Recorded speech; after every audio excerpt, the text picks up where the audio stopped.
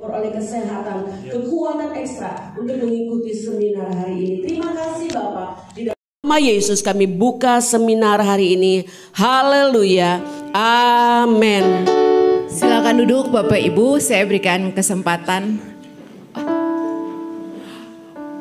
kepada Bapak Pendeta Martin Soeharto untuk menyampaikan sambutan mewakili dari Ketua BKTK Lampung Tengah. Nah, sembari Pak Martin akan maju, saya minta tolong yang di belakang Bapak-bapak biar maju ke depan. Kursi-kursi yang kosong bisa dipenuhin dulu Bapak Ibu. Masih ada banyak kursi di depan yang kosong, boleh silahkan maju.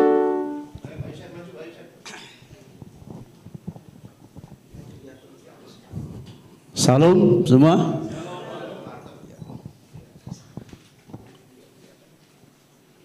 Ya, puji nama Tuhan.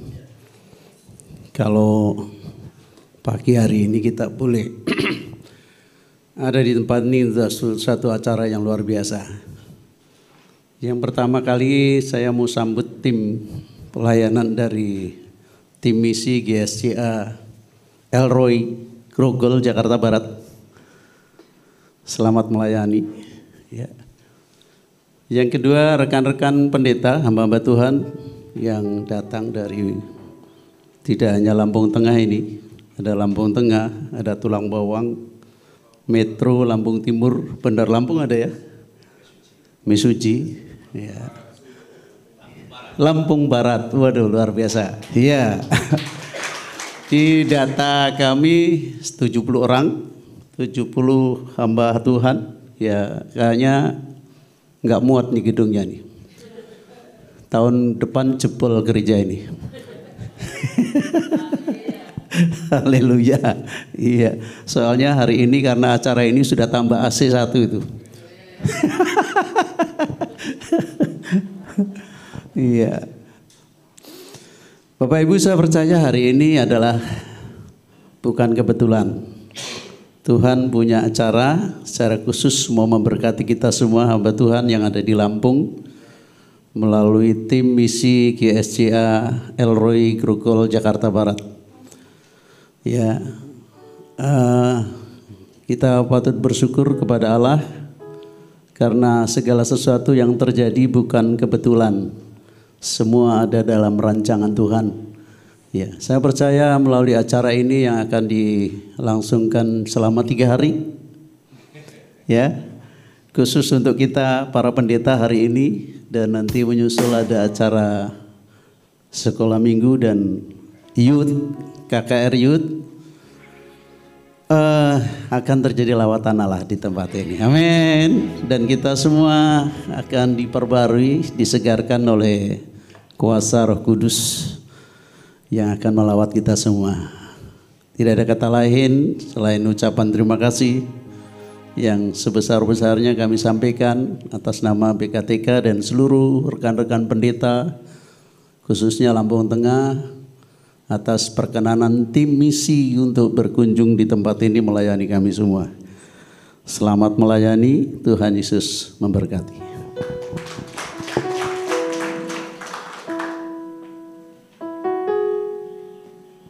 Dan langsung saja tes. Bapak Ibu yang terkasih, kita akan mengikuti seminar dengan tema eskatologi dan implikasinya. Selama narasumber adalah Bapak Gembala Sidang kami, Pendeta Dr. Anus Gani Wiono. Beliau juga adalah dosen inti di STT Satya Bakti Malang dan beberapa tahun, hampir 11 tahun menjadi Direktur Pendidikan GSJA di Indonesia dan sekarang di bagian Litbang di GSJA Indonesia. Beliau juga 20 tahun menjadi Direktur Pendidikan Gereja Sidang Jemaat Allah di Indonesia dan beliau juga adalah teolog dari Indonesia yang acap kali menjadi perwakilan kita di Indonesia dalam perbincangan wacana teolog di Go Internasional. Dan kami senang sekali, kami berharap melalui seminar ini kita sebagai hamba-hamba Tuhan semakin diperlengkapi dengan wawasan yang bertambah untuk kita semakin lebih semangat mengajar dan pekerjaan Tuhan semakin maju di Lampung. Saya persilakan kepada hambanya Pendeta Gani Wiono. Bapak Ibu, setelah Pak Gani dalam presentasinya mungkin bisa menyiapkan pertanyaan karena nanti kami akan buka untuk sesi tanya jawab.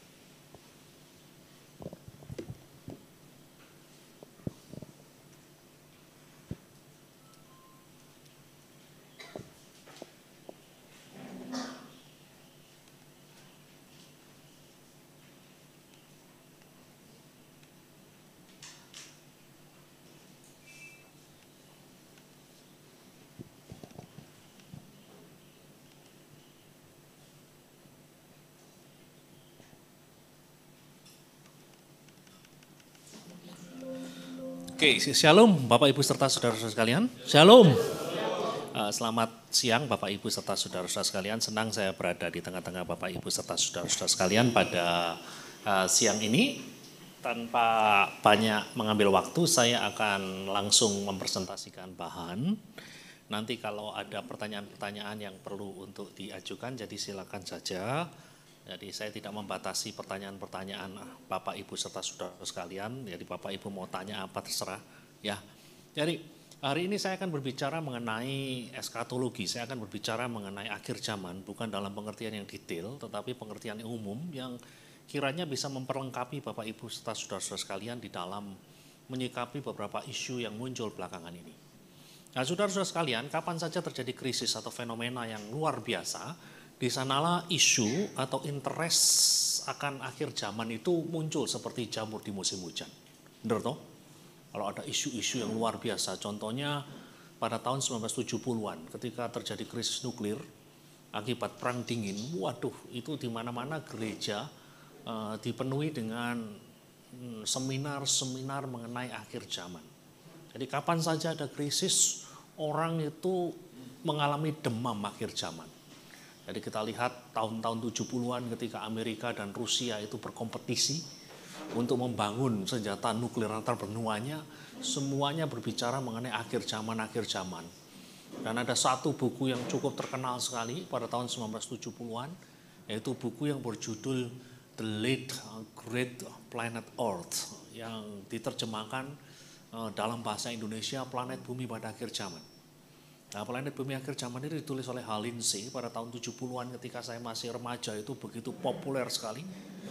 Konon di internasional saja itu buku itu laku 10 juta kopi. Belum termasuk terjemahan-terjemahannya pada dekade tahun 1970-an. Jadi orang begitu terpesona, begitu tergila-gila dengan hal-hal yang terkait dengan akhir zaman.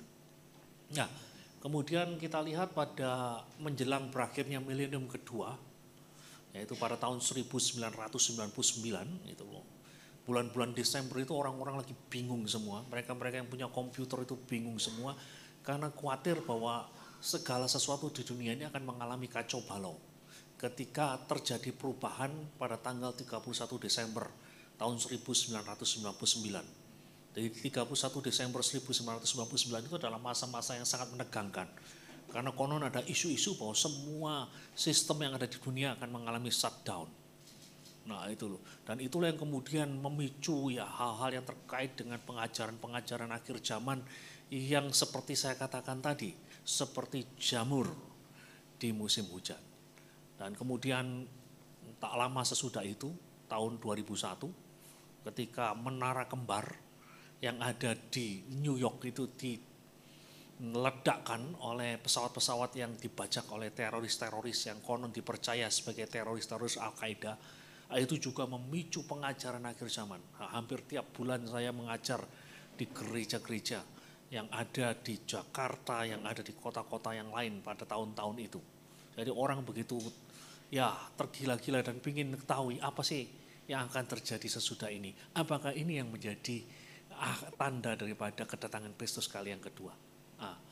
Kemudian 2012 yang munculnya ramalan-ramalan yang dikaitkan dengan ramalan-ramalan ditemukan dalam lempengan-lempengan kuno yang dimiliki oleh suku Maya dan kemudian dibawa oleh Hollywood di dalam bentuk sebuah film yang fenomenal. Film 2012 itu juga sempat memunculkan demam akhir zaman. Ya tiap kali ada akhir zaman seperti ini saya jadi sibuk. Khususnya di Jakarta, dari gereja ke gereja, juga di rapat-rapat daerah. Mereka minta saya untuk berbicara mengenai hal-hal seperti ini. Ya, kemudian muncul Brexit 2016. Ya, itu Brexit itu keluarnya Inggris dari masyarakat ekonomi Eropa. Juga begitu saudara-saudara sekalian. Jadi tiap kali ada fenomena semacam ini, semuanya lagi berbicara, apakah ini yang menjadi kesudahan zaman? Apakah kesudahan zaman sudah demikian dekat? Itu Brexit tahun 2016. Kemudian ya beberapa waktu yang lalu dengan munculnya coronavirus Coronavirus, corona, kemudian dikaitkan dengan vaksin, dikaitkan dengan ya vaksin yang dikaitkan dengan kode-kode 6666. Ya, dan kemudian orang mengatakan, apakah ini tanda daripada akhir zaman?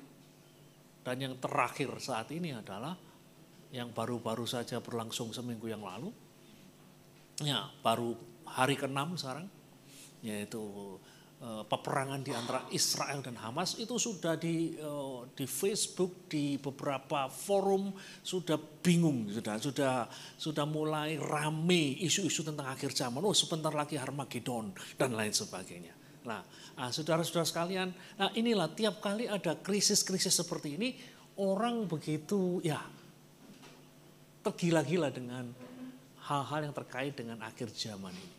Nah, saudara-saudara sekalian, kan ketika krisis-krisis ini muncul ya, ketika krisis-krisis muncul, ada hal-hal umum yang menyertainya. Hal-hal umum yang menyertai krisis ini apa, saudara-saudara sekalian? Yang pertama adalah munculnya teori-teori konspirasi yang berkembang dan menyebar secara liar. Ya, saudara ingat ketika COVID, ya, ketika COVID dan kemudian vaksin muncul, wah itu ada penolakan-penolakan dari beberapa orang Kristen, ada penolakan-penolakan dari beberapa gereja yang mengatakan vaksin ini nanti akan dijadikan alat antikris untuk mengimplan sesuatu melalui vaksin-vaksin tersebut. Nah, nanti ini akan menjadi bagian daripada rencana besar antikristus untuk menguasai dunia. Itulah sebabnya ada beberapa orang yang menolak untuk divaksin. Karena hal-hal seperti ini. Ini kan yang disebut dengan teori konspirasi. Teori-teori yang gak jelas. Teori-teori yang tidak bisa dibuktikan kebenarannya. Namun dipercaya orang sebagai sebuah kebenaran. Nah, itu saudara-saudara sekalian. Yang kedua adalah munculnya peramal-peramal hari kiamat. Itu loh. Yang disebut dengan date setter. Jadi selain muncul teori-teori konspirasi yang kadang-kadang membingungkan orang. Bener gak ya vaksin ini jadi alat antikristus? Bener enggak Bill Gates yang berada di belakang ini semua menjadi alat daripada antikristus? Jadi selain hal-hal tersebut, yang muncul peramal-peramal hari kiamat. Ada orang-orang yang menetapkan tanggal-tanggal tertentu. Mulai ada perhitungan-perhitungan. Mulai ada apa yang saya sebut dengan cocokologi. Dicocok-cocokkan. Dipas-paskan hari-harinya sehingga muncul tanggal sekian, bulan sekian, tahun sekian, Kristus akan datang lagi. Nah, itu yang menyertai saudara-saudara sekalian. Itu yang menyertai munculnya krisis-krisis. Dan kemudian yang ketiga, keingintahuan dan sekaligus kebingungan di antara jemaat-jemaat Tuhan untuk memahami eskatologi Kristen ini umumnya meningkat. Jadi, ketika krisis muncul, jemaat ingin tahu dan sekaligus juga bingung, apakah ini yang akan menjadi tanda dari kesudahan zaman. Nah, sebentar lagi pasti akan ada seminar-seminar akhir zaman, pasti akan meningkat lagi. Setelah sempat turun selama beberapa bulan. Nah, dan kemudian bagaimana pedoman kita untuk bersikap, pedoman kita sebagai rohaniwan, pedoman kita sebagai orang percaya, bagaimana kita harus bersikap. Nah, saudara-saudara sekalian, yang pertama adalah kita diminta untuk, dalam bahasanya katakan being people of truth in the world of fake news itu loh. Jadi maksudnya kita diminta untuk menjadi masyarakat atau menjadi orang-orang yang membawa kebenaran di tengah-tengah dunia yang penuh dengan berita-berita yang tidak benar itu. Jadi kita diminta untuk menjadi orang-orang yang membawa kebenaran di tengah-tengah dunia yang diwarnai dengan hoax, dengan berita-berita, dengan kabar-kabar burung. Dan kemudian kita diminta untuk use common sense, gunakan akal sehat. Kemudian milikilah keinginan untuk discernment, mempunyai kemampuan untuk membedakan, dan sekaligus cultivate accountability. Accountability maksudnya apa yang Anda sampaikan itu bisa dipertanggungjawabkan. Jadi bukan hanya sekedar berita-berita bohong. Jadi ini hal yang penting bagi kita. Jadi kita diminta untuk menjadi orang-orang yang membawa berita yang benar, bukan berita hoax. Jangan pernah share sesuatu yang tidak dapat diverifikasi kebenarannya. Hari ini kita dihujani oleh ribuan bahkan jutaan informasi setiap harinya. Melalui internet, entah itu melalui WA group, entah itu melalui YouTube, entah itu melalui Facebook group, macam-macam saudara-saudara sekalian, entah itu melalui TikTok dan sebagainya. Jadi kalau kita tidak bisa memverifikasi kebenarannya, itu jangan pernah share. Khususnya hal-hal yang terkait dengan akhir zaman. Internet itu seperti pedang bermata dua. Berita-berita hoax itu gampang sekali ditemukan. Namun pada saat yang sama sebenarnya, berita-berita yang membantahnya juga gampang dijumpai. Jadi ketika saudara mendapatkan sebuah berita, jangan kemudian ditelan mentah-mentah. Coba dilihat, ada nggak pembandingnya? Ada nggak pembandingnya? Ada nggak yang menyangganya? Jadi kalau berita itu tidak benar, pasti ada yang menyangga. Kalau berita itu hoax, pasti ada yang menyangganya. Nah, itu yang penting untuk kita pahami, saudara-saudara sekalian. Jadi pastikan bahwa berita yang kita share itu berita yang bisa dipertanggungjawabkan. Bukan berita yang tidak bisa dipertanggungjawabkan. Jika Anda menerima sebuah informasi dalam bentuk kata atau gambar, pastikan Anda melakukan cek dan recheck untuk memastikan apakah informasi itu layak dipercaya. Nah, di masa COVID itu banyak sekali berita-berita yang nggak benar gitu. Yang dikaitkan dengan antikristus lah, dikaitkan dengan inilah, dikaitkan dengan itulah. Namun dengan mudah sekali bisa dibantah. Karena ada banyak pembanding di internet. Hanya masalahnya kita hanya terima begitu saja. Dan kemudian tidak melakukan cek dan recheck. Jangan pernah share sesuatu yang tidak dapat diverifikasi kebenarannya. Nah, itu hal yang penting untuk kita pahami. Dan kemudian hati-hati dengan apa yang disebut dengan nama confirmation bias. Yaitu suatu keadaan di mana proses kognitif atau intelektual kita secara selektif memilih informasi yang cocok. Dan mendukung pandangan dunia teologis dan pemikiran kita yang sudah kita miliki sebelumnya. Jadi kadang-kadang dari antara kita ya saudara-saudara sekalian yang sudah punya pemahaman, yang sudah punya sistem teologi sendiri. Mungkin ada dari antara Bapak Ibu serta saudara-saudara sekalian ada yang sudah kenal dengan sudah punya konsep mengenai ini dan itu. Lah kemudian biasanya kita akan berpikir dengan menggunakan kerangka pemikiran seperti itu. Dengan kerangka pemikiran seperti itu sehingga akhirnya data yang kita pilih itu data-data yang cocok dengan apa yang sesuai dengan pemikiran kita, apa yang sudah kita terima, ajaran-ajaran yang sudah kita terima sebelumnya. Sehingga yang terjadi adalah cocokologi. Dicocok-cocokkan sehingga pada akhirnya pas lu. Nah ini yang bahaya karena belum tentu hal itu seperti itu saudara-saudara sekalian. Ini yang saya sebut dengan confirmation bias. Suatu keadaan di mana proses berpikir kita secara selektif memilih informasi yang cocok atau mendukung pandangan dunia kita, yang mendukung teologi kita, mendukung pemikiran yang telah kita miliki sebelumnya. Contohnya ketika kita mendengar ada semacam teknologi yang begitu canggih mengenai apa yang disebut dengan microchip.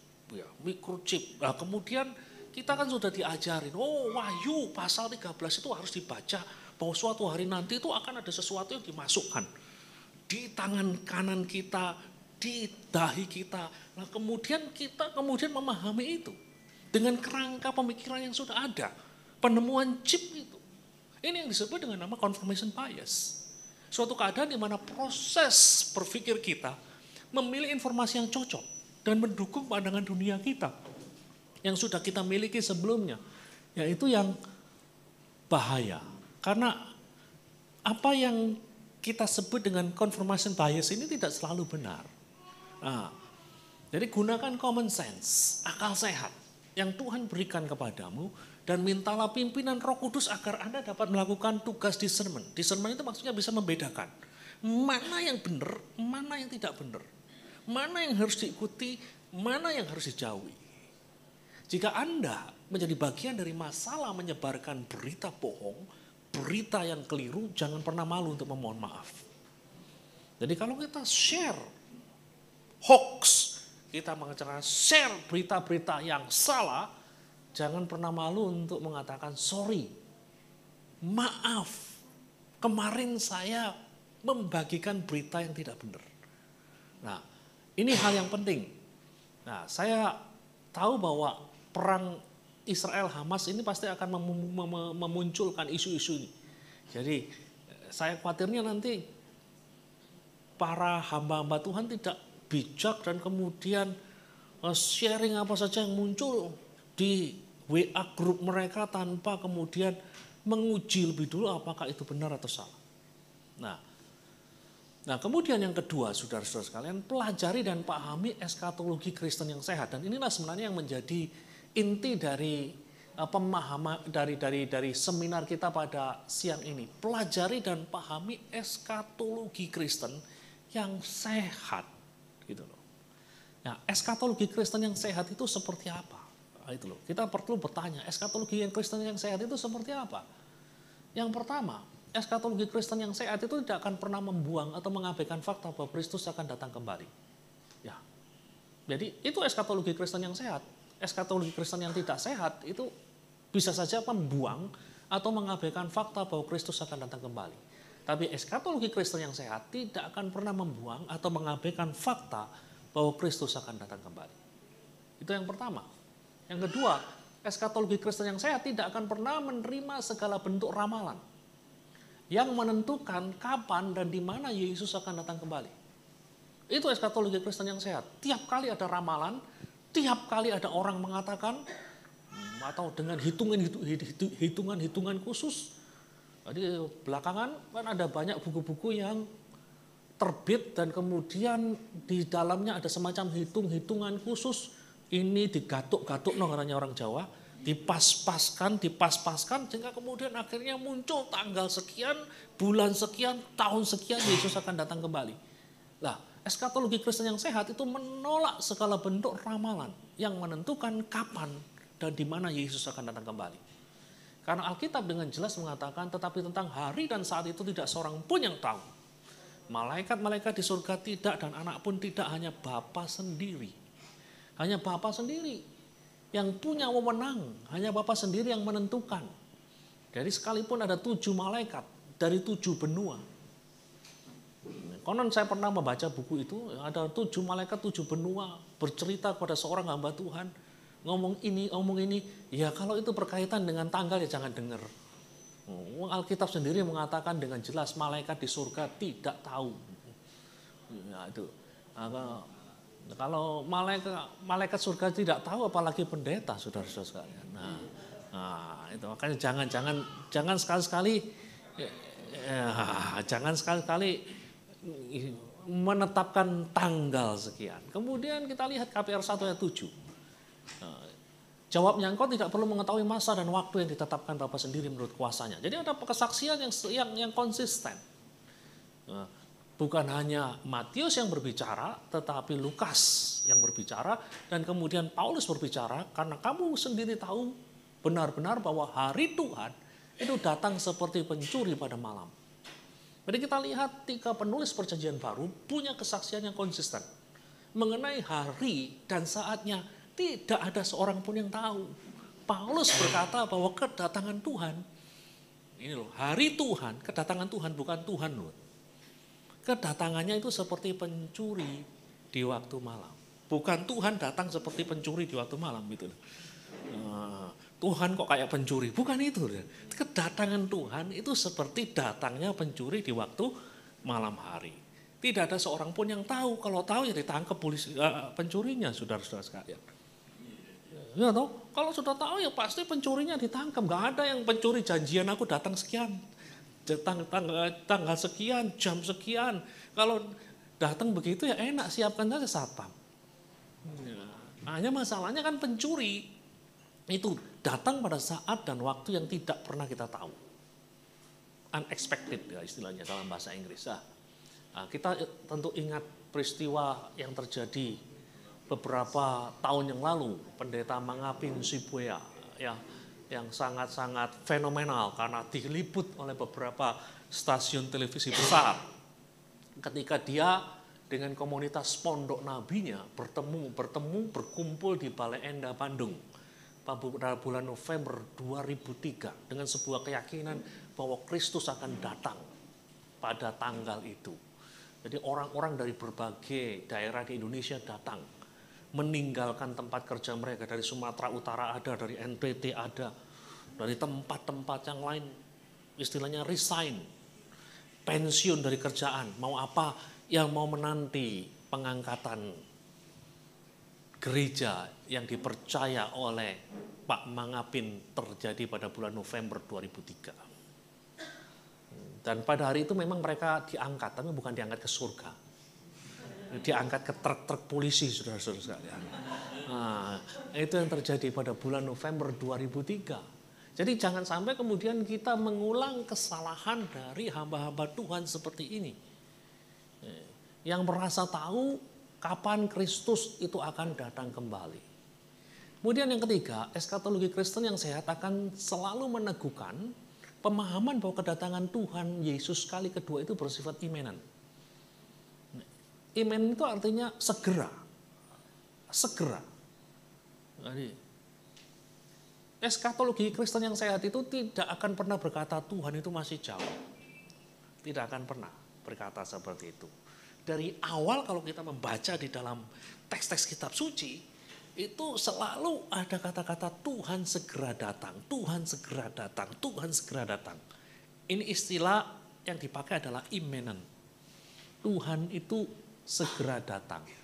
Nah, saya ingin mengatakan kepada saudara-saudara sekalian, ada konsep akhir zaman yang kerap kali difahami secara keliru. Difahami secara keliru oleh pemimpin-pemimpin gerejawi, dipahami secara keliru oleh jemaat-jemaat secara umum. Nah, kalau kita berbicara mengenai akhir zaman itu biasanya kemudian dikaitkan dengan peristiwa-peristiwa ini. Peristiwa-peristiwa khusus kemudian akhir zaman dekat. Gitu. Waktu terjadi 9/11, itu orang-orang sudah bingung sebentar lagi, beberapa bulan lagi Kristus akan datang. Kita sudah hidup di akhir zaman. Nah, dan sekarang juga. Lalu pertanyaannya, apakah akhir zaman baru dimulai ketika peristiwa-peristiwa ini terjadi? Atau bagaimana? Nah, disinilah pentingnya kita untuk kembali ke Alkitab. Ke Bible, back to the Bible, bukan back to the people views gitu loh. Bukan kembali kepada apa yang dikatakan orang, apa yang dikatakan oleh pendeta, apa yang dikatakan oleh hamba Tuhan. Tetapi kita kembali kepada Alkitab. Kalau kita membaca Alkitab, akhir zaman itu sebenarnya menunjuk pada periode waktu di antara hari Pentakosta, dikatakanlah 2000 tahun yang lalu di Yerusalem hingga kedatangan Kristus kali yang kedua. Itu yang disebut dengan akhir zaman, saudara-saudara sekalian. Jadi akhir zaman itu bukan dimulai 10 tahun yang lalu, bukan dimulai 20 tahun yang lalu, bukan dimulai 40 tahun yang lalu, bukan dimulai tahun 48 ketika Israel merdeka, bukan. Tetapi kalau kita membaca di dalam Alkitab, akhir zaman itu sesungguhnya sudah dimulai pada abad pertama. Saudara nggak percaya, saudara baca dalam Kisah Para Rasul 2 ayat 15-21. Di dalam Kisah Para Rasul pasal 2 dikatakan orang-orang ini tidak mabuk seperti yang kamu sangka. Karena hari baru pukul 9, tetapi itulah yang difirmankan Allah dengan perantaraan apa? Nabi Yoel. Nabi Yoel berkata apa? Akan terjadi pada hari-hari terakhir, demikianlah firman Allah bahwa aku akan mencurahkan rohku ke atas semua manusia. Maka anak-anakmu laki-laki dan perempuan akan bernubuat dan teruna-terunamu akan mendapat penglihatan-penglihatan dan orang-orangmu yang tua akan mendapat mimpi. Juga ke atas hamba-hambaku laki-laki dan perempuan akan kucurahkan rohku pada hari-hari itu dan mereka akan bernubuat.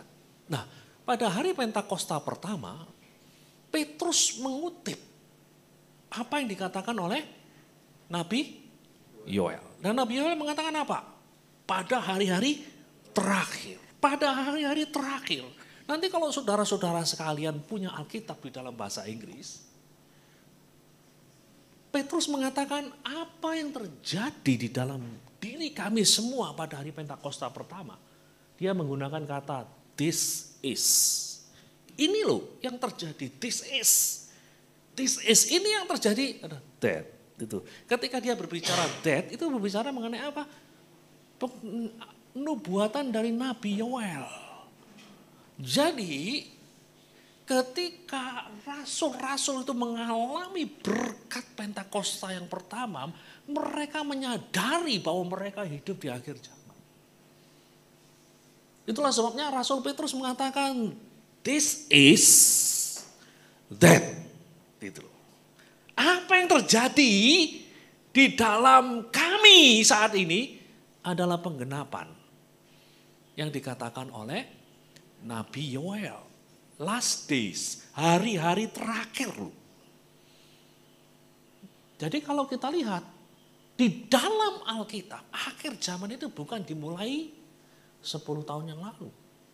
Bukan dimulai 20 tahun yang lalu, bukan.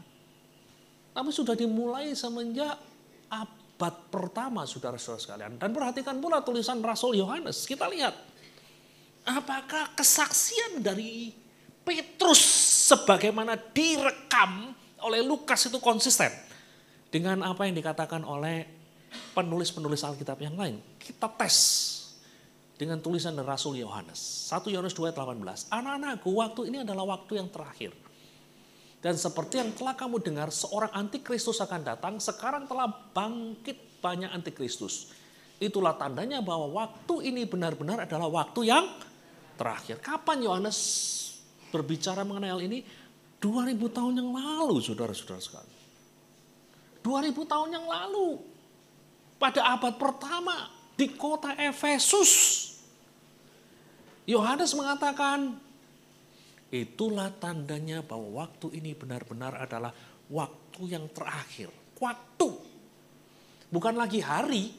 Kalau saudara baca di dalam terjemahan asli Alkitab bahasa Yunani, itu digunakan kata hora. Hora itu artinya jam.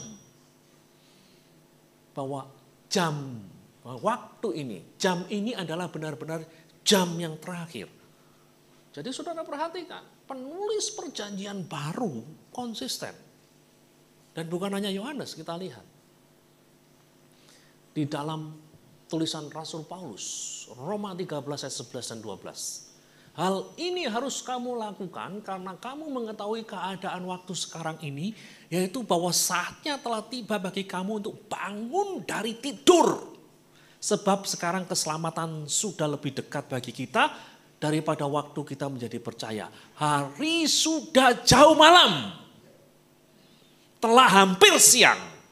Sebab itu marilah kita meninggalkan perbuatan-perbuatan kegelapan dan mengenakan perlengkapan senjata terang. Nah, saudara-saudara sekalian, sebagaimana Yohanes dan Lukas, Paulus juga menyadari dirinya hidup di ujung, di akhir zaman. Kepenuhan zaman yang akan datang, itu yang digambarkan sebagai datangnya fajar dan terang, itu akan mengusir sepenuhnya zaman ini.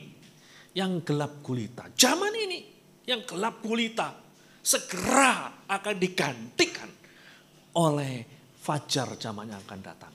Dan apa kata dari Rasul Paulus? Hari sudah jauh malam, hampir siang. Jadi kita melihat 3 penulis di dalam perjanjian baru. Lukas, Yohanes, Paulus memahami ketika mereka menulis dokumen perjanjian baru, mereka sadar bahwa mereka itu hidup di akhir zaman. Kita tambah satu lagi. Tulisan dari penulis surat Ibrani. Setelah pada zaman dahulu Allah berulang kali dan dalam berbagai cara berbicara kepada nenek moyang kita dengan perantaraan nabi-nabi, maka pada zaman akhir ini ia telah berbicara kepada kita dengan perantaraan anaknya.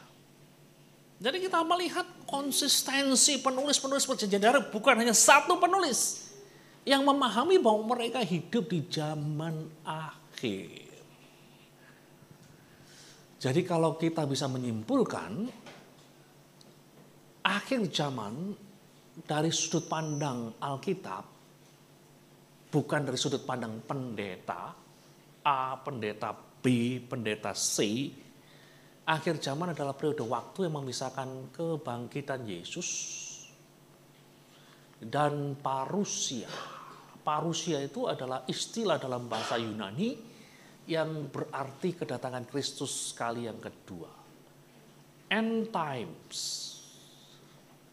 atau zaman akhir, waktu terakhir itu adalah periode waktu yang memisahkan di antara kebangkitan Kristus dan parusia kedatangan Yesus kali yang kedua. Nah, dan saya kutip pernyataan dari seorang profesor perjanjian baru dari Asbury Theological Seminary, ini namanya Ben Witherington III. Dia mengatakan, kadangkala saya ditanya kapan ke akhir zaman itu dimulai. Jawaban saya pada pertanyaan tersebut tidak berbelit-belit. Sama seperti semua penulis perjanjian baru akan menjawab kalau ditanya pertanyaan seperti itu, saya akan menjawab akhir zaman dimulai dengan kebangkitan Yesus. Nah, sekarang itu pengajarannya Alkitabiah, saudara-saudara sekalian. Bukan pengajaran yang didasarkan oleh fenomena-fenomena yang terjadi di sekitar kita. Bukan oleh karena ada perang, bukan oleh karena ada gempa bumi, bukan oleh karena ada kelaparan. Bukan, tetapi ya ini loh yang diajarkan oleh kitab suci. Hanya kadang-kadang kita ngajari jemaat kita lebih kepada pendekatan fenomena, bukan pendekatan biblika, pendekatan yang Alkitabiah. Jadi jelaslah dari sudut pandang penulis-penulis perjanjian baru, Anda dan saya yang hidup di antara minggu Paskah pertama dan parusia, ini kita semua hidup di akhir zaman, saudara-saudara sekalian. Amin. Kita hidup di akhir zaman. Sama seperti Yohanes, sama seperti Petrus hidup di akhir zaman. Kita hidup di akhir zaman seperti mereka. Nah, itu adalah gambarannya. Mereka yang hidup tahun 33, mereka yang hidup tahun 100, mereka yang hidup tahun 2000, mereka yang hidup tahun 2010, mereka yang hidup tahun 2020, sampai kapan? Sampai parusia, mereka semuanya itu hidup di akhir zaman. Jadi kita bisa ngerti sekarang. Ketika kita mengatakan Tuhan Yesus segera datang itu di dalam pengertian seperti apa? Ya di dalam pengertian seperti ini. Semenjak kebangkitan dan kenaikan Yesus ke surga, posisi orang percaya dimanapun saja mereka dalam garis waktu, mereka itu dekat dengan kedatangan Kristus. Jadi bisa mengerti, jadi bisa Bapak Ibu serta saudara-saudara sekarang bisa menjelaskan kepada jemaat. Oh, dari dulu Tuhan segera datang, datang gimana sih? Nah ini karena pemahamannya yang mungkin kurang tepat. Jadi kalau kita punya pemahaman yang tepat, kita bisa memberi penjelasan. Siapapun yang berada, yang hidup di antara minggu Paskah pertama dan parusia, mereka itu sudah dekat dengan kedatangan Kristus kali yang kedua. Sampai kapan? I don't know. Saya tidak tahu. Nah, yang keempat. Di dalam eskatologi Kristen ada keyakinan yang dikategorikan inti atau major doctrinal beliefs. Dan ada pula keyakinan disebut dengan margin. Yang mengenali hal ini adalah sebuah keharusan bagi jemaat masa kini. Kalau kita berbicara mengenai eskatologi Kristen, itu ada keyakinan-keyakinan yang menjadi inti, jantung. Makanya disebut dengan mayor. Dan kemudian ada pula keyakinan-keyakinan yang bukan jantung, bukan sangat penting, makanya disebut dengan minor atau margin. Dan kita harus bisa mengenali mana yang mayor, mana yang minor. Karena seperti bapak-bapak sekarang, itu datang dari berbagai macam gereja. Yang punya pemahaman yang berbeda-beda, saudara-saudara sekalian. Karena kalau tidak punya pemahaman yang benar mengenai inti dan margin, nanti ribut terus. Merasa bahwa pengajarannya paling benar, yang lain salah. Malah ada yang ekstrim menyesat-nyesatkan. Nah, jadi kita perlu untuk tahu mana yang inti, mana yang margin. Nah, mengapa kita perlu mengetahui dan memahami apa yang menjadi inti dan apa yang menjadi margin dalam eskatologi Kristen? Nah, jawabannya pemahaman mengenai akhir zaman di antara kelompok-kelompok Kristen itu tidak sepenuhnya seragam. Enggak seragam. Di antara kelompok, katakanlah kelompok Katolik dengan kelompok Pentakosta itu beda pemahamannya. Kelompok Katolik cenderung amilenial. Orang-orang Pentakosta cenderung premilenial. Lah, gimana kita bisa dalam tanda kutip hidup berdampingan secara damai tanpa perlu menyesat-nyesatkan? Nah, pemahaman mengenai akhir zaman di antara kelompok-kelompok Kristen itu tidak sepenuhnya seragam. Hal ini bisa menjadi pemicu munculnya pertikaian atau pertengkaran yang berpotensi merusak kesaksian gereja di tengah-tengah masyarakat. Benar enggak? Jadi masalah bagi Kristen ini sebenarnya kan adalah kesatuan. Kalau kita bersaksi kepada orang yang belum Kristen, mereka akan salah satu yang menjadi masalah, salah satu menjadi yang kerap kali mereka angkat adalah selesaikan dulu masalahmu. Kamu belum bisa rukun satu sama lain. Kok bicara sesuatu yang baik pada kami? Selesaikan dulu urusan kalian. Nah itu loh. Nah disinilah pentingnya bagi kita untuk mengenali apa yang disebut inti, mana yang disebut dengan margin.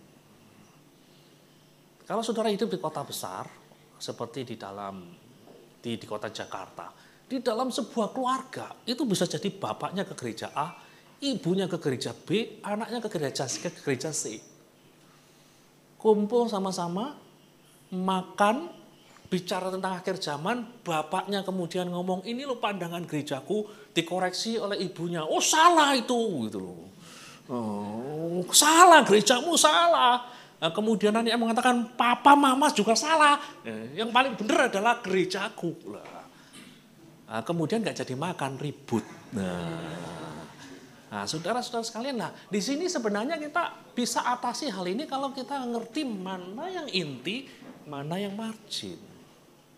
Nah, saudara-saudara sekalian, pemahaman mengenai inti dan margin dari eskatologi Kristen itu menyediakan semacam dasar bagi kita untuk bersikap. Kapan kita harus stand firm, kapan kita harus berdiri teguh, tanpa kompromi, dan kapan kita harus bisa menerima mereka yang punya perspektif, pandangan yang berbeda dengan apa yang kita miliki. Jadi kalau kita berbicara mengenai inti, kita berbicara mengenai pengajaran-pengajaran dasar dari eskatologi Kristen yang diajarkan secara seragam di dalam Alkitab. Itu yang harus diterima, dipegang erat-erat. Karena kalau tidak dipegang erat-erat, kita tidak bisa disebut sebagai Kristen lagi. Jadi inti itu harus dipegang.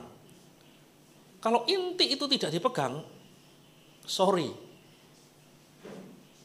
Anda tidak bisa dikategorikan Kristen lagi. Tetapi kalau margin itu maksudnya sesuatu yang tidak terlalu penting. Kita boleh berbeda. Kalau kita berbeda bukan berarti kita nggak Kristen lagi. Kita masih Kristen. Gitu loh. Nah, sekarang saya akan berbicara mengenai apa yang menjadi inti. Apa yang menjadi jantung dari eskatologi Kristen. Nah, yang pertama, saudara-saudara sekalian, sebelum itu saya akan berbicara mengenai apa yang disebut dengan pure and simple eskatologi. Eskatologi yang murni, eskatologi yang sederhana. Ya, eskatologi yang murni, eskatologi yang sederhana adalah eskatologi yang dikenali oleh gereja mula-mula. Ya, sebelum munculnya gereja macam-macam, ya toh. Sebelum munculnya gereja Pentakosta ABC, sebelum munculnya gereja Metodis, sebelum munculnya gereja Lutheran, ini kan sudah ada. Sudah ada pemahaman dasar yang disebut dengan mere eskatologi. Mere itu artinya pure. Pure itu artinya murni. Simple. Jadi mula-mula kan simple dan kemudian hari jadi rumit. Pengangkatan gereja jadi kemudian muncul macam-macam. Ada sebelum, ada di tengah, ada sesudah. Dan belum lagi nanti ada variasi-variasi yang lain, banyak lagi gitu loh. Ya, kalau dijelaskan bisa sampai 7 atau 8 versi pengangkatan gereja itu. Padahal kalau kita lihat di dalam gereja mula-mula nggak seperti itu. Kalau kita perhatikan yang namanya eskatologi yang pure dan simple itu murni. Yang pertama adalah Kristus itu akan datang secara fisikal.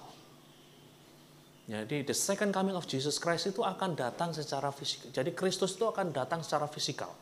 Fisikal itu maksudnya ya datang bukan seperti hantu, bukan. Ya datang ya seperti saya ini ada materinya dan sebagainya. Sebagaimana janji yang terjadi pada waktu dia terangkat ke surga. Yesus yang naik ke surga ini akan datang kembali seperti engkau menyaksikannya. Jadi dia akan datang secara fisikal. The second coming of Jesus Christ. Jadi ini yang disebut dengan mere eskatologi. kedatangan Kristus kali kedua secara fisikal.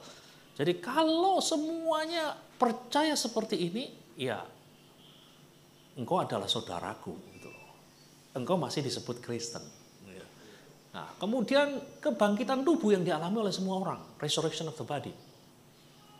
Jadi kebangkitan tubuh yang dialami oleh semua orang. Nah, semua orang, ini juga menjadi inti dari eskatologi Kristen. Kalau kita menyangkali kebangkitan tubuh, ya itu justru bermasalah. Kita tidak bisa lagi disebut sebagai orang Kristen. Karena kebangkitan tubuh itu adalah hal yang fundamental sekali di dalam pemahaman eskatologi Kristen. Dan kemudian penghakiman terakhir atas umat manusia. The final judgment of humankind. Nah, itu juga menjadi eskatologi yang murni. Keadaan kekal. Ada hidup kekal. Kehidupan kekal bagi orang percaya. Kematian kekal bagi orang yang tidak percaya. Itu juga menjadi inti daripada eskatologi Kristen. Dan kemudian yang terakhir adalah langit dan bumi yang baru. Langit dan bumi yang baru atau the new creation. Nah, inilah yang menjadi inti dari eskatologi Kristen. Selama kita percaya pada 5 poin ini, ya Anda adalah saudara dan saudariku. Anda dan saya adalah orang-orang Kristen. Tapi begitu kita menyangkal 5 poin ini, kedatangan Kristus kali yang kedua secara fisikal, kebangkitan tubuh yang dialami oleh semua orang yang mati, penghakiman terakhir atas umat manusia, keadaan kekal, dan langit bumi yang baru, maka Anda tidak bisa disebut sebagai orang Kristen. Ini inti. Ini poin yang menyatukan kita. Nah, sekarang kita akan melihat yang margin. Margin itu yang kerap menjadi hal yang kontroversial dan topik debat yang berkepanjangan. Contohnya apa? Berkenaan dengan gagasan kerajaan 1000 tahun. Ada yang disebut dengan premillennialism. Kristus datang sebelum bergulirnya era 1000 tahun. Postmillennialism. Kristus datang sesudah bergulirnya era 1000 tahun. Amillennialism. Tidak ada yang namanya kerajaan 1000 tahun di masa depan. Kerajaan 1000 tahun itu hanya simbol dari zaman gereja. Nah, kalau kita beda di sini gimana? Apakah kita bisa dikategorikan sesat? Tidak, selama kita pegang yang inti. Jangan kemudian saudara menyesatkan orang gara-gara, yang satu punya pemahaman post milenial, yang satu punya pemahaman pre-milenial. Nah, ini kan pemahaman yang terkait dengan kerajaan 1000 tahun, pre-mil. Yesus datang sebelum kerajaan 1000 tahun. Postmil, Kristus datang sesudah 1000 tahun. Amil, tidak ada yang namanya kerajaan 1000 tahun. Ya, kan bingung toh? Nah, padahal Yesus sendiri mengatakan apa? Mengenai hari dan saatnya tidak seorang pun yang tahu. Lah kan gini-gini kan sudah mulai ngitung-ngitung toh. Sebelum dan sesudah. Nah, kemudian berkenaan dengan gagasan pengangkatan jemaat. Ada yang mengatakan pre-tribulasi, pengangkatan jemaat akan terjadi sebelum masa kesusahan besar. Ada mid-tribulasi, pengangkatan jemaat akan terjadi di tengah-tengah kesusahan besar. Post-tribulasi, pengangkatan jemaat akan terjadi sudah kesusahan besar. Mana yang benar gitu loh. Saya katakan tidak ada seorang pun yang mengatakan saya 100% benar. Nah, disinilah saya menyatakan bahwa gagasan-gagasan ini berada di dalam ranah margin. Di dalam ranah margin itu berarti bahwa kita boleh berbeda. Boleh berbeda. Berbeda bukan sesuatu yang keliru di sini. Boleh berbeda. Jadi perbedaan tersebut kemudian tidak boleh dijadikan dasar untuk mengatakan karena kamu post-trib, aku pre-trib, post-trib sesat. Nah, bukan seperti itu saudara-saudara sekalian. Jadi kalau kamu post-trib, aku pre-trib, selama kamu pegang inti 5 poin tadi yang sudah saya jelaskan, kamu adalah saudara dan saudariku. Kita satu. Itu hanya perbedaan pandangan aja. Di dalam tiap-tiap sistem ini, pre-trib, mid-trib, post-trib, ada kelemahannya, ada kekuatannya. Kalau semuanya kuat, ya pasti hanya ada satu posisi. Hanya masalahnya ada poin-poin yang mendukung post pre-trib, ada poin-poin yang melemahkan pre-trib, ada poin-poin yang melemahkan mid-trib, ada poin-poin yang menguatkan mid-trib, ada poin-poin yang menguatkan post-trib, ada poin-poin yang melemahkan post-trib. Nah, ini yang penting bagi kita, ya. Nah, ini yang pre-tribulasi. Jadi pengangkatan terjadi sebelum masa penganiayaan besar. Nah, ini yang mid-tribulasi, diangkat pada masa pertengahan kesusahan besar. Kemudian ini yang post-tribulasi, nah, diangkat sesudah masa kesusahan besar. Ya masing-masing gereja kan beda-beda. Orang gereja sidang jemaat Allah sama orang MDC beda. Itu tadi, namun jangan sampai perbedaan tersebut menjadi sarana untuk memecah belah kita. Karena apa yang dibicarakan di sini berada di dalam ranah margin, bukan inti. Nah, jadi kalau kita sudah ngerti intinya, kita bisa rukun loh, saudara-saudara sekalian. Bener dong? Bisa rukun, bergandengan, tidak saling menyesat-nyesatkan, tidak merasa bahwa diriku lebih baik daripada dirimu. Enggak. Nah, kemudian yang kelima, eskatologi Kristen yang sehat itu menolak mencampur adukkan Injil Kerajaan Allah yang kekal dengan sentimen-sentimen nasionalistik tertentu. Nah, ini sedang rame-ramenya Israel versus Hamas. Ya toh? Lagi rame ini loh. Kalau Anda perhatikan, banyak skenario akhir zaman itu memberi tempat yang istimewa baik kepada Israel dan Amerika. Betul toh? Kita itu, apalagi kita itu biasanya kalau dari gereja-gereja Pentakosta di Indonesia itu yang jadi mbah itu maksudnya yang jadi perintis-perintis dulu awal-awalnya kan orang-orang Amerika. Betul toh? Jadi ya wajar aja kalau kemudian kita lebih condong ke sana gitu. Condong ke Londonya. Condong ke Londonya. Ya, sementara bangsa-bangsa lain yang cenderung melawan ideologi Israel dan Amerika dianggap sebagai sekutu setan. Benar? Wah, itu. Gak peduli pokoknya. Jadi gak peduli Israel itu yang penting Israel umat pilihan gitu.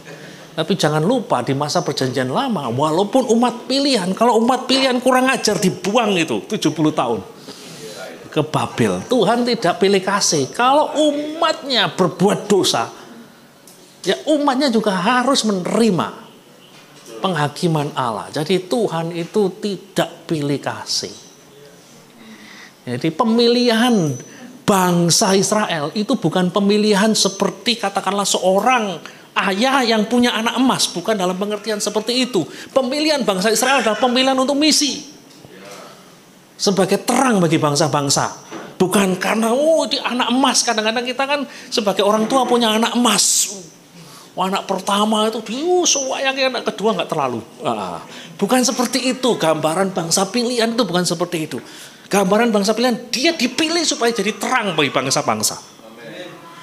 Nah, itu pandangan kita terhadap Israel itu seperti itu. Jadi kalau Israel itu salah, ya kita tidak boleh mengatakan right or wrong, yang penting Israel.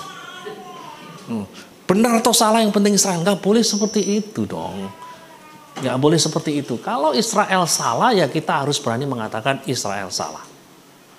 Kalau Israel benar, ya harus kita katakan Israel benar. Nggak boleh sentimen nasionalistik itu mempengaruhi kita gitu. Perlu saudara ketahui bahwa banyak orang-orang Palestina itu, jadi kalau saudara berpikir Palestina itu jangan berpikir Islam, saudara. Jangan berpikir semua Palestina berarti Islam. Salah itu. Karena banyak persentase orang-orang Palestina yang mengikut Kristus itu jauh lebih banyak daripada orang-orang Israel yang mengikut Kristus. Persentasenya jauh lebih banyak orang-orang Palestina. Saya beberapa kali ke sana, saya punya kenalan beberapa orang Palestina Kristen, gitu. Nah, jadi Jangan sampai kemudian kita keliru sama seperti saudara-saudara kita yang demo-demo PA 212 itu kan mereka berpikir bahwa semua Palestina Islam, semua orang Yahudi Kristen atau apa, itu kan pemahaman yang keliru, pemahaman yang dangkal sekali gitu loh. Nah, jadi kita juga harus mengerti ya akan hal ini. Jadi jangan sampai kemudian kita mencampur adukan Injil Kerajaan Allah yang kekal dengan sentimen-sentimen nasionalistik tertentu. Khususnya hari-hari ini kita hendaklah jadi orang yang bijak. Jadi jaringan-jaringan bijak kita itu hidup di tengah-tengah bangsa yang bangsa mayoritas yang boleh dikatakan tidak semuanya dewasa di dalam menanggapinya. Jadi kalau mereka nggak dewasa, kita nggak dewasa, nanti jadi repot, gitu loh. Nanti jadi repot. Jadi hati-hati kalau saudara-saudara sekalian posting sesuatu, hati-hati. Ini isu yang sensitif gitu loh. Hati-hati. Nah, kemudian bagi orang percaya, kedatangan Kristus kali kedua adalah sebuah peristiwa yang penuh berkat. Itulah sebabnya ia dirindukan kedatangannya. Ini loh, bagi orang percaya itu kedatangan Kristus adalah suatu peristiwa yang penuh berkat. Itulah sebabnya ia dirindukan kedatangannya. Kedatangan Kristus kali yang kedua adalah klimaks, puncak dari keselamatan kita, orang-orang percaya. Jadi kita ini sudah diselamatkan tapi juga belum. Mengerti ya? Sudah tapi belum. Karena apa? Walaupun kita sudah diselamatkan, kita masih mati. Ya toh? Nah, jadi keselamatan yang sepenuhnya itu terjadi sepenuhnya, bukan hanya rohnya saja yang diselamatkan, tetapi juga materialnya itu ya daging kita juga akan diselamatkan. Itulah sebabnya orang-orang Kristen dari awal percaya akan kebangkitan tubuh. Nah, itu kebangkitan tubuh, tempat kita terakhir itu bukan surga, saudara-saudara sekalian. Bukan. Jadi final, jadi klimaks dari keselamatan Kristiani itu bukan surga. Klimaks dari keselamatan Kristiani adalah kebangkitan tubuh. Itulah sebabnya di dalam pengakuan iman rasuli itu jelas dikatakan aku percaya kepada kebangkitan tubuh. Kebangkitan tubuh yang menjadi titik klimaksnya, titik akhirnya. Surga itu hanya tempat sementara aja. Surga itu tempat sementara saja, saudara-saudara sekalian. Saudara nggak percaya, saudara baca di dalam Filipi pasal 3 ayat 19 dan 20. Karena kewargaan kita adalah di dalam surga dan dari situ kita menantikan. Dari situ kita menantikan. Menantikan apa? Pengubahan tubuh kita. Surga itu hanya sekedar tempat sementara, tempat penampungan bagi jiwa-jiwa. Ada orang yang mengatakan itu Firdaus dan surga sebenarnya pada dasarnya bisa dianggap sebagai sesuatu yang sama. Gitu loh. Nah, tapi saya ingin mengatakan kepada saudara-saudara sekalian seperti itu. Di rumah Bapakku banyak tempat tinggal. Oh, jadi kerap kali kalau kemudian kita mimpin pemakaman, kemudian kita mengatakan bapak-bapak, ibu-ibu, ini saudara kita rumahnya sudah jadi di sana. Rumah kita belum jadi. Ya, dia sudah jadi rumahnya ya, dia pulang ke rumahnya. Jadi seolah-olah surga itu sebagai sebuah tempat kediaman yang kekal, menetap forever gitu loh. Padahal enggak seperti itu. Kalau kita baca di dalam Injil Yohanes, kata yang digunakan untuk di dalam rumah Bapakku banyak tempat. Itu digunakan kata dalam bahasa Yunani moni. Moni itu seperti hotel. Seperti saya tadi malam menginap di Bandar Lampung. Saya nggak akan selama-lamanya ada di situ. Saya akan balik ke tempat saya di Jakarta. Saya hanya nginep di situ loh semalam. Jadi kata moni di dalam Yohanes pasal 14 itu yang diterjemahkan di rumah Bapakku banyak tempat itu tidak boleh difahami sebagai sebuah tempat yang permanen. Bukan. Itu sebuah tempat persinggahan sementara. Nah, tempat yang permanen di mana? langit dan bumi yang baru dengan tubuh kebangkitan. Nah, itulah yang disebut ketika kita mendapatkan tubuh kebangkitan itulah, disitulah keselamatan kita jadi sempurna. Jadi karena makanya Rasul Paulus bilang, maut di manakah sengatmu? Sudah nggak ada lagi ketika kita mendapatkan tubuh kebangkitan. Jadi keselamatan kita jadi utuh, keselamatan kita jadi sempurna. Saat ini yang diselamatkan, yang betul-betul utuh diselamatkan hanyalah jiwa dan roh kita, gitu. Tapi kita masih mati, kita masih sakit. Tapi di masa depan dengan tubuh kebangkitan nggak seperti itu, saudara-saudara sekalian. Makanya kita menantikan kedatangan Kristus kali yang kedua, karena pada saat itulah keselamatan kita akan disempurnakan. Di dalam istilah teologi ada kata yang digunakan. Glorifikasi, glorification, pemuliaan tubuh kita itu terjadi pada saat kedatangan Kristus yang kali yang kedua. Ini Filipi 3 ayat 20-21. Karena keluargaan kita adalah di dalam surga dan dari situ juga kita menantikan Tuhan Yesus Kristus sebagai Juru Selamat yang akan mengubah tubuh kita yang hina ini sehingga serupa dengan tubuhnya. Jadi kalau bapak-bapak, ibu-ibu ditanya di surga kita ngapain? Jawaban yang paling alkitabiah adalah menanti. Menanti itu yang paling alkitabiah. Anda bisa buktikan itu di dalam Filipi pasal 3 ayat 20-21. Itu yang paling jelas sekali. Ngapain mereka yang ada di surga sekarang? Menanti. Itu yang kita tahu. Yang lainnya kita nggak tahu. Yang pasti kita tahu adalah menanti. Itu loh. Ya, kemudian kita lihat, inilah ada tubuh fana, ada tubuh kebangkitan. Tubuh fana itu dapat binasa, tubuh kebangkitan tidak dapat binasa. Dan inilah yang menjadi pengharapan yang membahagiakan. Hina mulia. Hina itu artinya kita takluk pada dosa. Mulia kita tidak takluk pada dosa. Dalam dunia yang akan datang kita tidak bisa berbuat dosa lagi. Sama seperti air tidak bisa bercampur dengan minyak. Demikian pula tubuh kita tidak bisa lagi dicemari dengan dosa. Mulia, lemah, kuat. Alamiah, rohani. Alamiah artinya apa? Tunduk pada hukum-hukum Allah. Tapi rohani ini maksudnya tidak tunduk pada hukum-hukum Allah. Saudara lihat pada waktu Yesus bangkit, namanya tembok dia bisa lewati. Nah, tubuh Kristus menjadi prototipe, menjadi model awal dari tubuh kebangkitan. Nah, ini langit dan bumi yang baru, saudara-saudara sekalian. Langit dan bumi yang baru. Langit dan bumi yang baru ini akan jadi tempat kediaman umat Allah. Tempat kediaman kita.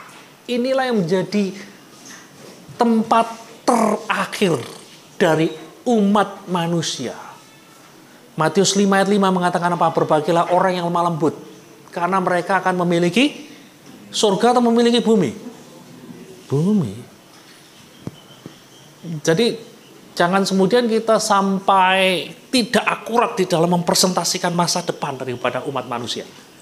Masa depan daripada orang percaya itu bukan di surga. Tapi masa depan daripada orang percaya adalah di langit dan bumi yang baru. Berbahagialah orang yang lemah lembut, karena mereka akan memiliki bukan surga, tapi memiliki bumi. Jadi saudara-saudara sekalian, jikalau pengajaran akhir zaman itu adalah sesuatu yang membahagiakan, pasti ada sesuatu yang kurang beres jika pengajaran akhir zaman ternyata mengakibatkan ketakutan dalam diri jemaat. Kalau saudara ikut seminar-seminar akhir zaman, ujung-ujungnya takut, ngeri, berarti ada yang salah di dalam pengajaran seperti itu. Kalau itu sesuatu yang ngeri, kenapa kita harus nantikan itu? Ya toh? Kalau sesuatu itu indah, sesuatu itu baik, sesuatu itu luar biasa, ya kita ingin segera peristiwa itu terwujud. Tapi kalau itu sesuatu yang ngeri, ya kita ngomong, ya kalau boleh ya jangan dulu lah. Iya, ya toh. Nah, sekarang saudara lihat dalam dalam pengajaran-pengajaran akhir zaman yang banyak sekali di gereja-gereja, itu yang saudara dengar apa? Ngeri, takut. Dan menurut saya pasti ada sesuatu yang keliru di sini. Kok bisa begitu? Nggak cocok dengan spirit yang kita lihat di dalam Alkitab. Bahwa kedatangan Tuhan itu sesuatu yang membahagiakan. Kedatangan Tuhan itu sesuatu yang dinanti-nantikan. Tapi kalau kemudian kita mendapatkan pengajaran orang jadi ngeri. Waduh. Dan kemudian berkata, oh jangan dulu lah. Ya pasti ada sesuatu yang keliru dong. Wah gitu loh. Pengajaran akhir zaman yang sehat seharusnya menciptakan kerinduan yang lebih besar dalam diri jemaat untuk menyambut hari yang besar itu. Amin. Nah, ya itu. Ya. Nah sekarang being practical. Nah, sekarang aspek praktisnya. Bagaimana saya seharusnya hidup?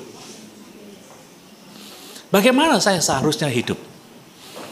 Di tengah-tengah isu A, isu B, isu C, isu D. Saya nyingkat dengan kata 3R. Bagaimana kita harusnya hidup? R yang pertama itu readiness, kesiapan.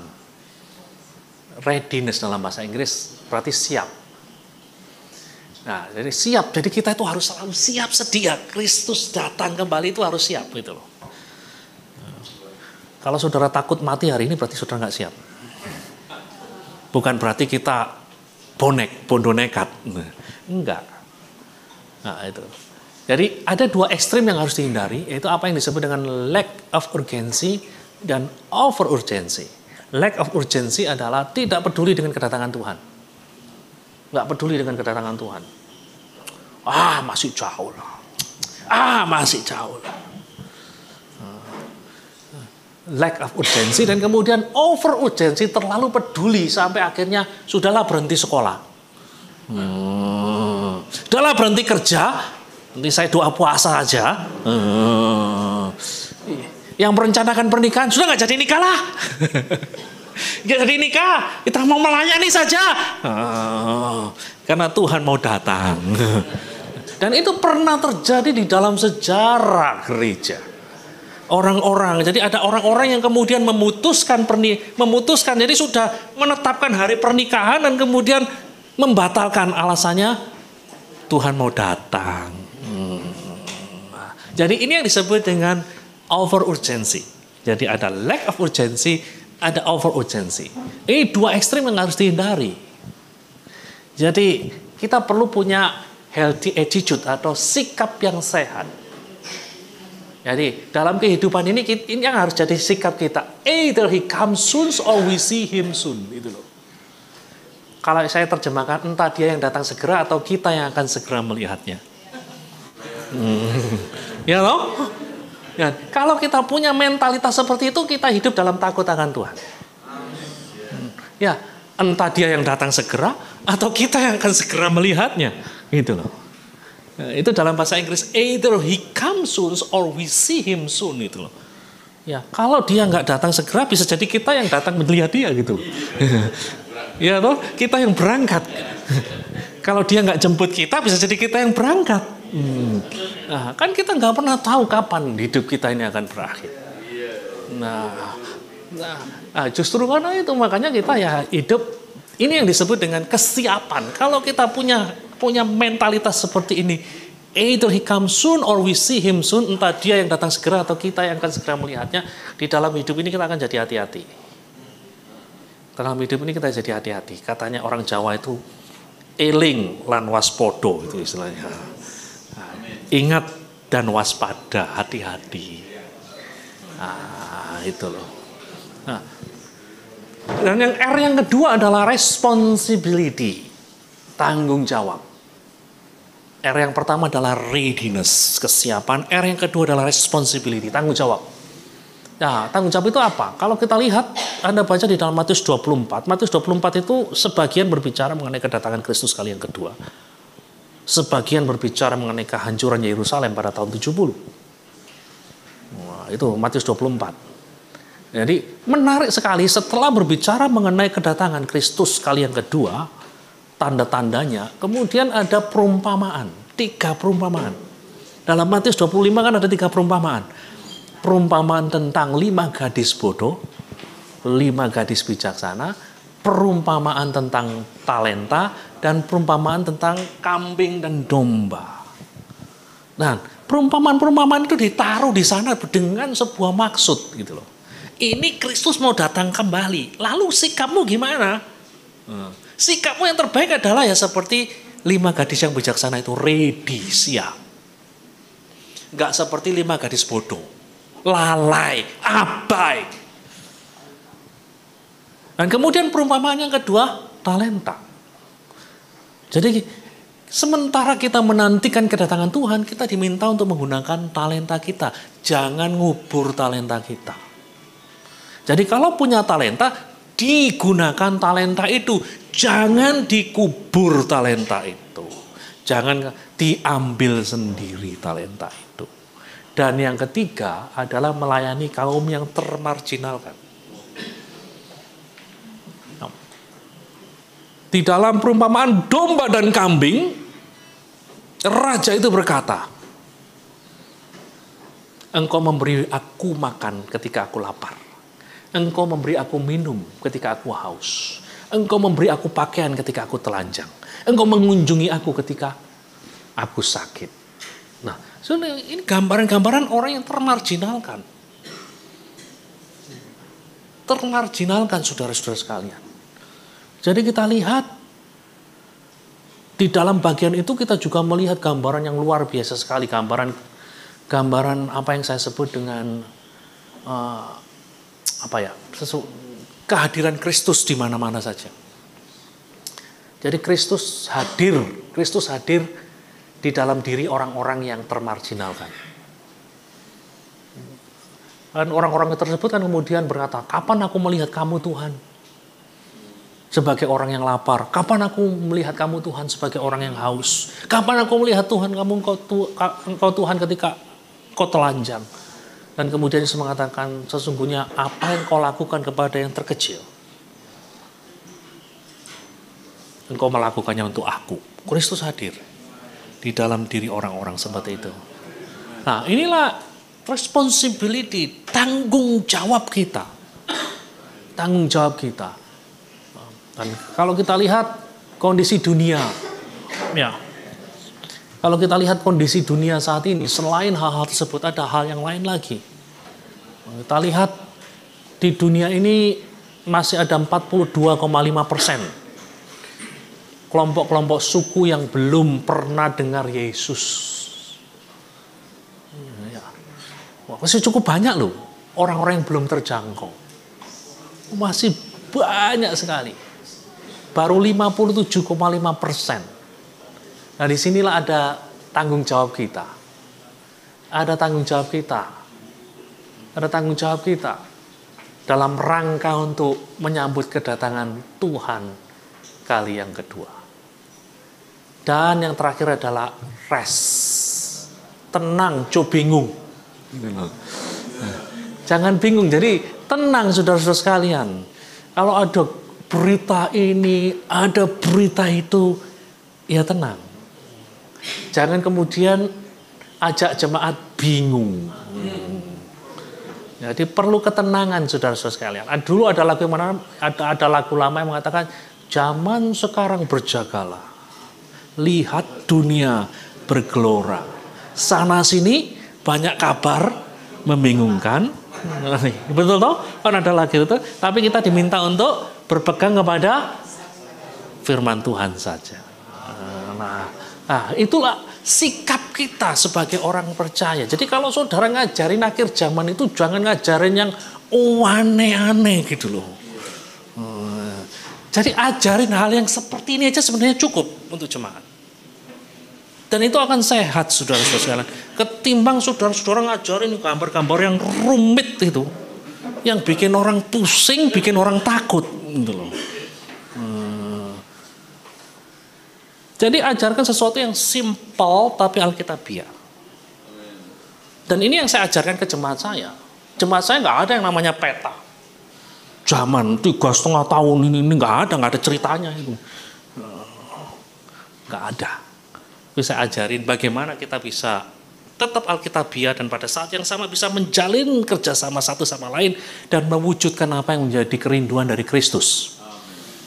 Di dalam doa yang kerap kali doa dari Tuhan yang sampai hari ini belum dijawab. Aku berdoa supaya mereka jadi satu seperti aku dan Bapa adalah satu. Itu sampai hari ini belum dijawab. Dan marilah kita bisa menjadi orang-orang yang mempercepat terjawabnya doa dan kerinduan dari Tuhan Yesus. Jadi satu bukan berarti seragam. Seragam itu maksudnya semuanya jadi GSJA, bukan. Bisa jadi ada GSJA, ada GBT, ada GBDI, tapi kita satu. Itu Bapak Ibu serta saudara-saudara sekalian. Itu seminar saya saudara-saudara sekalian, nggak terlalu rumit toh. Jadi kalau bapak-bapak mau bertanya sesuatu yang lain, saya persilakan. Nah, gimana, kita mau break dulu atau gimana? Saya serahkan pada moderator. Tes. Kita break dulu. Tes. Oke. Tes. Gak ada yang sholat. Tes. Bapak, Ibu, hamba-hamba Tuhan yang terkasih, ada yang mau bertanya boleh angkat tangan, saya berikan kesempatan pada, ya silakan Pak, boleh disebutkan nama dari gereja mana dan bertanya. Baik, puji Tuhan. Nama saya Haposan Mesa Utagalung dari Gereja Betel Indonesia. Saya sangat setuju dengan poin inti tadi, bahwa ada hal-hal yang kita sepakati, tetapi Bapak juga menyampaikan ada margin yang memang di situ kita masing-masing punya pemikiran. Saya melihat ada banyak memang beberapa rekan-rekan hamba Tuhan,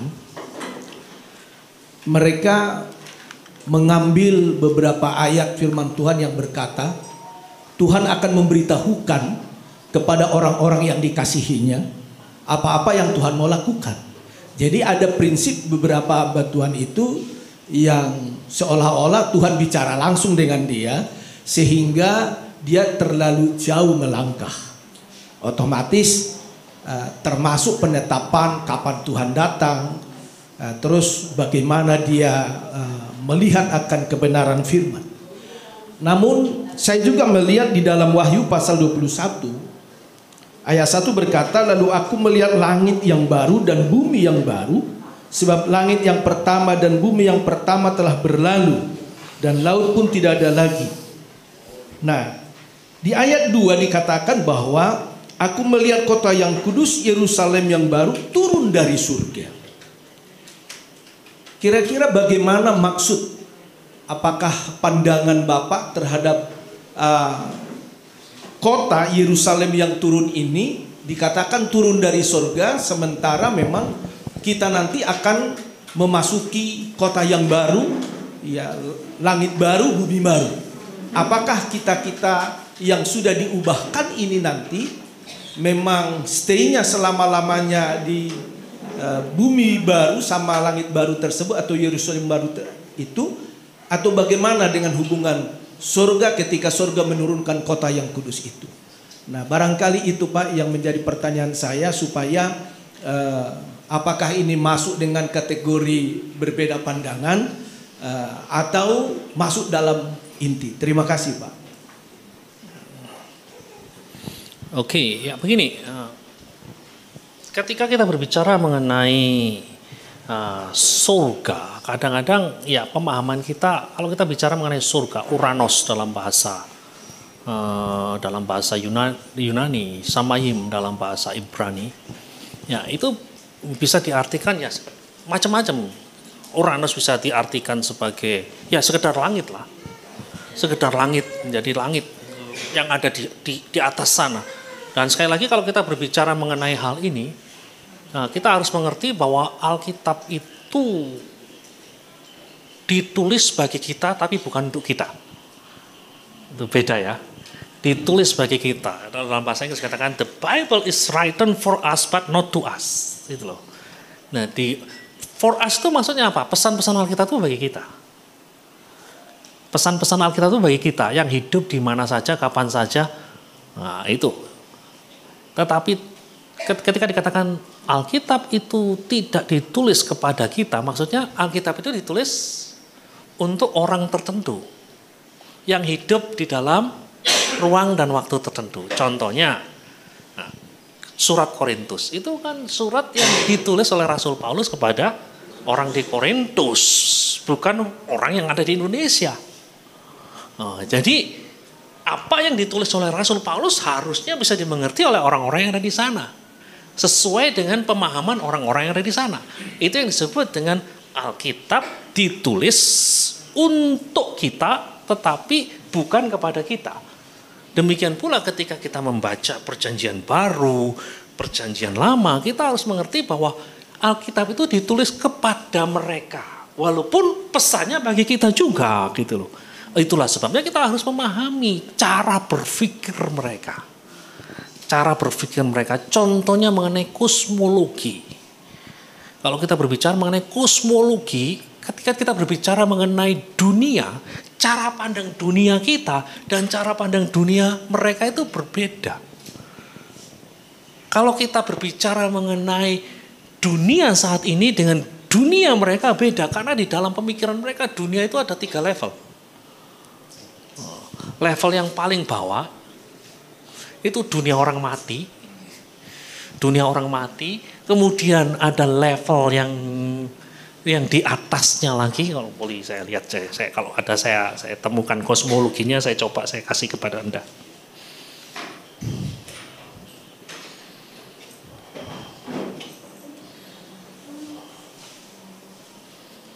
Bentar, agak proses agak lama.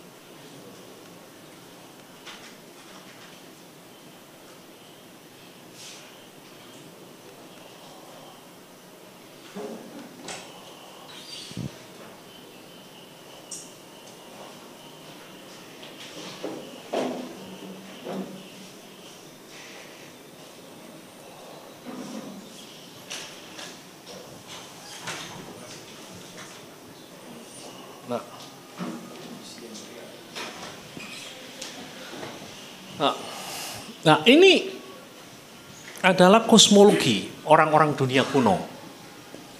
Kosmologi orang-orang dunia kuno. Jadi ada dunia bawah yang disebut dengan nama, di mana di dunia bawah itu ada yang namanya Sheol, dunia orang mati. Dunia orang mati, kemudian di bawah dunia orang mati itu ada yang namanya Tehom. Tehom itu air, gitu loh. Air lah, kemudian di atas dari bumi ini ada sky, ada langit. Nah, di atas langit itu ada air. Makanya kalau saudara lihat di dalam kitab Kejadian kan, ada air di atas, ada air di bawah. Loh, kok bisa begitu, Pak? Nah, itu cara berpikir mereka. Makanya Alkitab ditulis kepada mereka, bukan kepada kita. Iya toh? Wow, Tuhan memisahkan air yang di atas dan yang ada di bawah. Karena apa? Ya karena begini. Dan begini cara berpikir mereka. Kemudian di atas air yang ada di atas itu ada yang tempat kediamannya Tuhan. Nah, ada tempat kediamannya Tuhan. Jadi yang ada 2 macam langit. Ada langit yang di bawah air, ada langit yang di atas air. Nah, ketika Alkitab mengatakan penguasa di udara, yaitu yang dimaksud sky, yang di bawah itu, bukan di atasnya. Penguasa di udara itu ya yang di sini, yang di sini. Tapi bukan di sini, ini tempat kediamannya Tuhan. Jadi kalau kita berbicara mengenai kota kudus, ya sebenarnya tempat kediaman Tuhan ya kota kudus lah, kota Yerusalem baru. Tapi ya hanya karena dalam kecakapan sehari-hari kemudian digunakan kata yang sama, jadi akhirnya disamakan itu loh. Tapi intinya begini, jadi ketika nanti dalam dunia yang akan datang, langit dan bumi yang baru, itu yang akan terjadi adalah di mana kota kudus itu, Allah itu sendiri akan menyatu dengan kita. Jadi jangan kemudian kita anggap itu, jadi kitab Wahyu adalah kitab yang punya nuansa simbolik. Jadi jangan difahami sebagai sesuatu yang harfiah. Jadi kota kudus itu turun, artinya apa? Artinya Allah akan tinggal bersama-sama dengan kita. Tesok, itu aja. Karena semuanya harus difahami secara simbolis. Ketika dikatakan laut pun tidak ada lagi, apakah artinya dalam dunia akan datang tidak ada laut? Enggak seperti itu, saudara-saudara sekalian. Laut di dalam pemahaman orang-orang kuno itu dianggap sebagai sumber dari kejahatan. Jadi ketika dikatakan laut pun tidak ada lagi, tidak ada lagi sumber kejahatan itu. Tidak ada lagi sumber malapetaka itu, tidak ada lagi. Karena di dalam pemikiran orang-orang dunia kuno, dari lautlah muncul malapetaka. Musuh Allah yang disebut dengan Rahab, yang disebut dengan nama Leviathan di dalam perjanjian lama itu berasal dari laut. Jadi kita menggunakan pola pikir mereka untuk memahami itu. Apa sih yang dimaksud ketika dikatakan laut itu tidak ada lagi. Bukan berarti dalam dunia akan datang itu tidak ada laut biru, bukan itu. Tapi laut adalah gambaran dari kekuatan-kekuatan jahat. Kekuatan-kekuatan jahat akan dimusnahkan. Nah, itu Pak. Jadi kira-kira ketika dikatakan kota kudus itu turun, itu artinya Tuhan akan tinggal bersama-sama dengan umatnya. Menggenapi apa yang dikatakan di dalam perjanjian lama, kamu akan menjadi umatku dan aku akan menjadi Allahmu. Menjadi salah satu covenant besar, salah satu perjanjian besar yang ada di dalam perjanjian lama. Nah, itu. Ya, apakah ada satu pertanyaan lagi? Atau kita break dulu ya, Bapak Ibu ya, kita break dulu 15 menit untuk ke toilet dan juga ada snack yang disediakan di depan. Nanti setelah 15 menit kita akan lanjut lagi di ruangan ini. Dalam snack mungkin Bapak Ibu bisa berpikir tentang pertanyaan, boleh disiapkan. Tentang eskatologi maupun juga di luar dari eskatologi bisa dipertanyakan. Terima kasih.